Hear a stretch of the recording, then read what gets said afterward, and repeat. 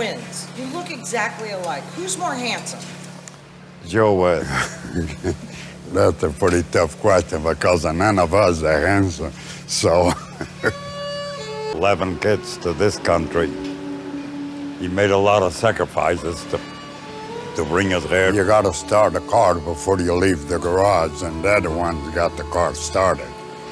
And then with us trying to do our share, that's how this was built. We started with 200 cows, and that was in 1970. Yeah, then you know, from that on, we just kept doing what we can. When you go in a business like that, I was scared of that. You ask a lot of questions, you take few chances.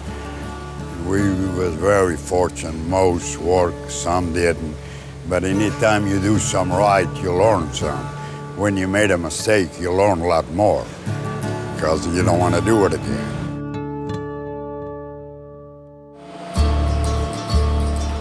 You could try to build something, and if the family goes the opposite direction or they don't get together with you, then you know, it makes things a lot tougher, a lot harder, and sometimes almost impossible.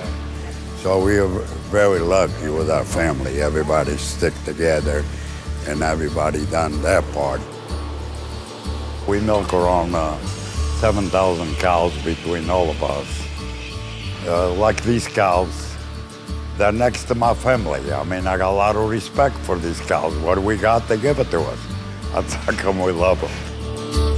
I gotta admit, I love my wife more than the cows. You know, I have 5 kids and 11 grandkids. And there's a goal you be able to create something and pass it to your kids. But the wish kind of come true because when we come here with nothing to get started, our hope was always have a little something. Your call is your own. And with a lot of people's help, we accomplished what we kind of got in mind. And we're very thankful. At this point, I wouldn't even dream do anything or have anything any different than we end up with. Terra Linda Dairy is a 4th generation dairy farm. We milk about 1,300 Holstein cows. My dad and my grandpa built the place from the ground up. Me and my brother Craig, when we were old enough, we became a part of the family farm, and my brother takes care of the farming. I take care of the dairy day-to-day operations, the office work, and all the genetic information that goes into the dairy herd. I would describe Tulare and Tulare County as a agricultural-based town. It's small communities with farmland and many dairies. We're in the heart of the state of California. Cotton, almonds, pistachios, wine, you name it, we make it in California. And in dairy, I would say Tulare County is one of the largest dairy counties in the world. So right now our rolling herd average is slightly over 33,000 pounds of milk. I believe we're the 2nd highest herd in the state of California. Our goal is to keep pushing that envelope. My next goal is 35,000, and from there, you know, we want to keep going up. So, you know, right now our butterfat's running 3.7 to 3.8, and our protein's running 3.3 to 3.4. So we run pretty good flow, and we have pretty decent components to make a nice profitable cow for us. To be honest, I didn't quite think we would get to this point, especially this fast. I always thought 30,000 was the magic number, and if you could get to there, that was maybe as high as you could go. But technology and genetics have come so far, and we've learned so much about the cow and how to take care of her better with cow comfort, with the nutrition we have. Genetic-wise, it's come so far. To me, raising registered purebred Holstein cattle, it adds a premium to their value. You have that lineage, you have that paper behind that animal, you know exactly where she traces back to. You can mate her correctly. I think it goes hand in hand with cow efficiency. I think the cows that you pay attention to, that you've registered over the years, those tend to be your better cows. They have top AI sires behind their pedigree with proven cow families that have worked. To me, when I market my cattle, when I have that piece of paper, it matters. It brings a premium to those cattle. I think that's the single most important investment you can make on an animal. It's not just an everyday run-of-the-mill Holstein cow that you don't know where it came from. We can tell you exactly where she's from, what she's out of, and predict her future through genomics as well. It's amazing the genetic progress the Holstein breed has made over these years. If you look at prior production, you go by decades, it's just amazing where the whole industry is as a whole. And there probably is more upside to be had. I'm not sure we've seen the limit to how much these cows can give. And to me, it all comes down to how well you can take care of your cows, how well you can feed them, and make the right decisions on your breeding program. And then that's how you make the progress in the production.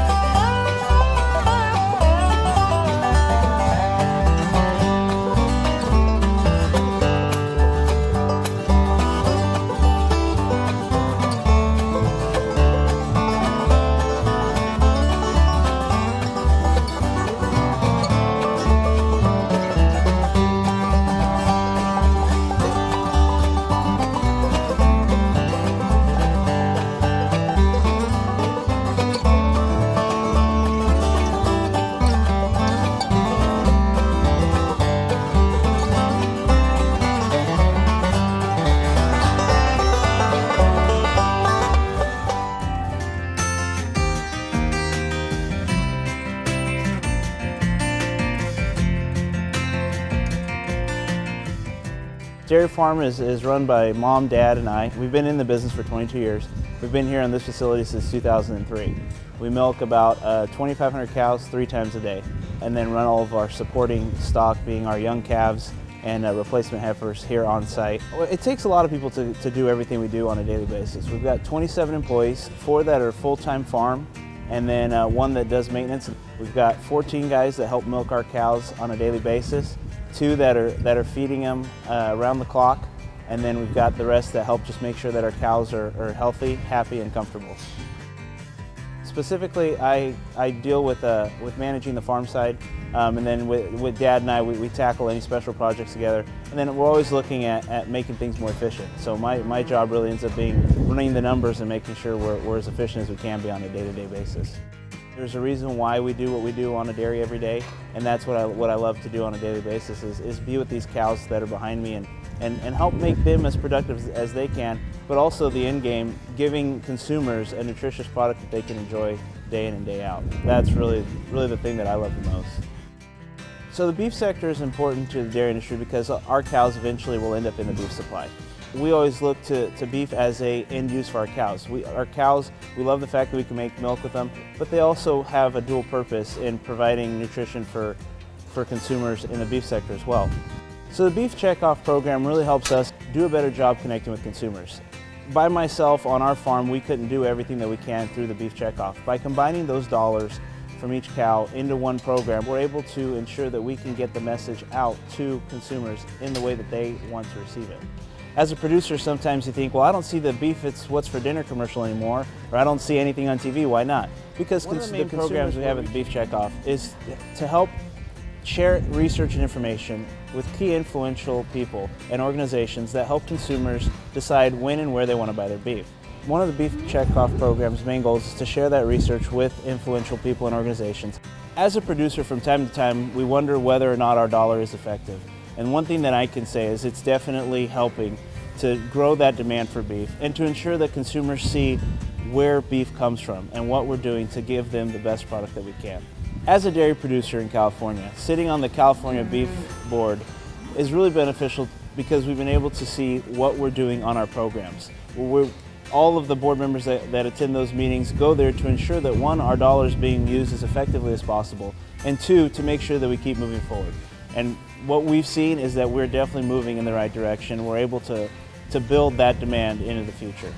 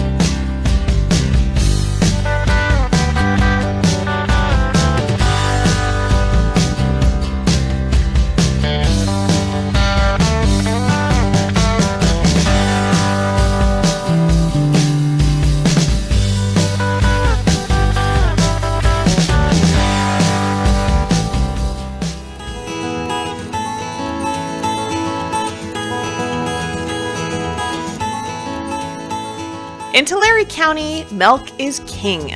Let's put it this way. If Salinas is the salad bowl of the country, this place is the milk carton. Tulare County isn't just California's leader in milk production, but it's the leading county in the nation. Not that you have to tell the Rosa family that. They've been farming and raising their family in the same location for generations now. Dairy farm where we are right now, my grandfather purchased in 1949, and we officially started the dairy farm there in 1953. So we call our cow milking days 1953 until today. Every single day, all those years, cows have been milked on that farm. And today they begin a new chapter on the farm with Noel and his brother Roland running the family farm, which is aptly named Rosa Brothers Milk Company, and where cow comfort is the name of the game. These cows are everything. I mean, If these cows are not comfortable, if they are not producing well, there is no way that we can succeed. So we have to take as good a care of the cows as we possibly can in order to stay in business. There's no substitute for a cow comfort. And these multi-generational farmers are hoping that what's old is new again as they turn back the clock to a time when there was more of a personal connection between dairy producers and customers. First step, creating a visitor center at their dairy where folks can learn everything from cow nutrition to water recycling to even getting a tour of the family dairy, all aboard what else but the Moo Mobile.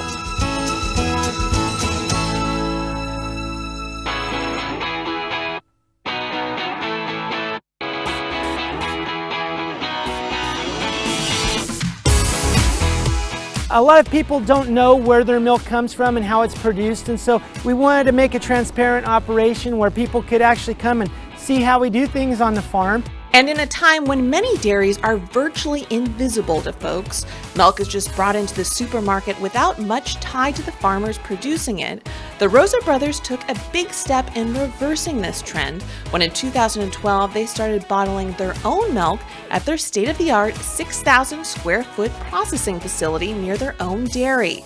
Now visitors can watch their milk being bottled into a glass bottle right in front of them. The milk is sold in stores across California and, of course, their own store. Okay, well here we have our milk products, and we make in the half gallons. We make non-fat milk, or we call it skim milk. We make the 2% in the green top, and then we make the whole milk. This is just as it comes from the cow. We pasteurize it, homogenize it, and bottle it.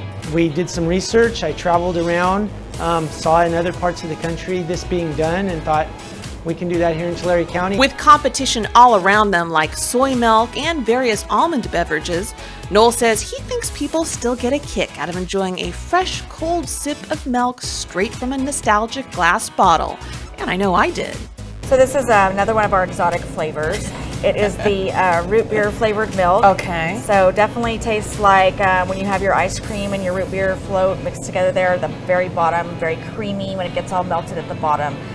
We believe it tastes like that. What do you think? Oh yeah, that's good. Yeah, that's good. Yeah, that's really we good. actually have some customers who've told us they pour it over their ice cream sometimes. I was going to ask about that. Yeah, so you know, you get our vanilla ice cream, you pour that over it. Yes. Delicious. And you have vanilla ice cream too here. And we have vanilla ice cream. Perfect. The milk bottling project is still small. Only about 10% of Rosa Brothers milk goes into the bottles. The rest goes to a nearby processing plant where it will end up becoming butter and other dairy products. But Noel hopes interest will rise in this new venture as dairy farmers continue to look outside the box, or in this case, outside the carton, to stay competitive. Chocolate milk. I love me some chocolate milk. Yes, we do.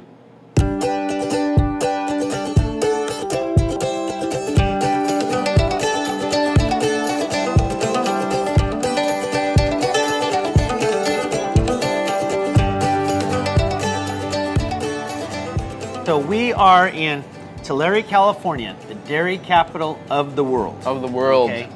And we are at 2400 South K Street. Okay. And we're in our small local family creamery here. And we are actually standing in the retail store in the front of our creamery. Interesting place because we have the retail store, and behind us there's a big picture window where you can actually look into the processing floor and see what's going on.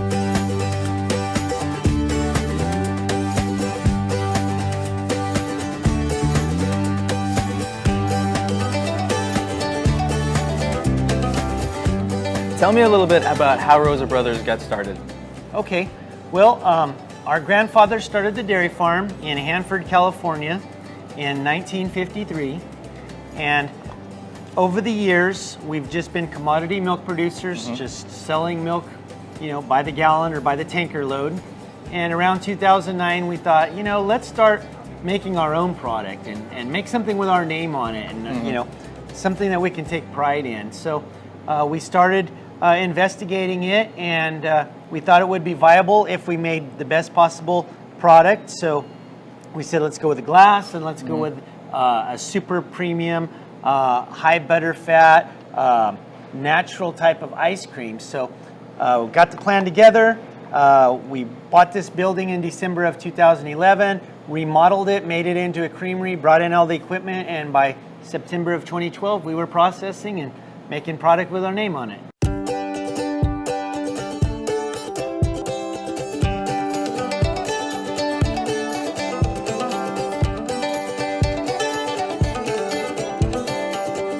So this is really a multi-generational thing. Oh, absolutely. Our grandfather, our father, and now my brother and I. You bottle your milk in bottles instead of plastic or cartons, and what's the reason for that? Yeah, well, there's three main reasons that we do that. Number one is quality and taste. Any other container besides glass is going to give the milk a flavor. So if it's in cardboard, the milk's going to pick up cardboard flavor. If it's in plastic, it's going to pick up a plastic flavor. Since glass doesn't have the perforations or the ability for air to pass into it, glass really preserves the freshness and the flavor of the milk. So one is flavor.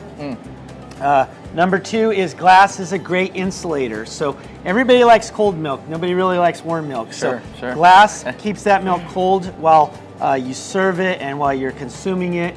And that also helps with the shelf life. If the milk stays colder, it lasts longer in your fridge. So great insulator. And then the third thing is these bottles are refillable. And so it's good for the environment. These bottles, we fill them with milk, we ship them out to stores, people buy them, drink the milk, they take the milk back, they take the bottle back to the store. We bring them back here, we wash them, sanitize them, and refill them, and then ship them out again. So they're environmentally sound as well as the preferred method for flavor. What's coming up for you guys in terms of here at the Creamery or new flavors? What's happening? We just came out with salted caramel. Salted caramel coming this summer to a store near you. Exactly. I'm looking forward to that. I love me some salted caramel. Well, hey, thanks for having me. But before we go, I want us to both take a shot of my favorite flavor, some orange cream. Wait, no, you're a lactose-free guy, right? Well, I can drink a little bit of Yeah, that. have a little bit. Let's have some of that here. First of all, I just love the color of this thing. So do you know that's like a dreamsicle? Like, you know, the sherbet with the vanilla ice cream in the middle? That's why it's so good. Or 50-50 bar, some people call it. That's what makes it so good.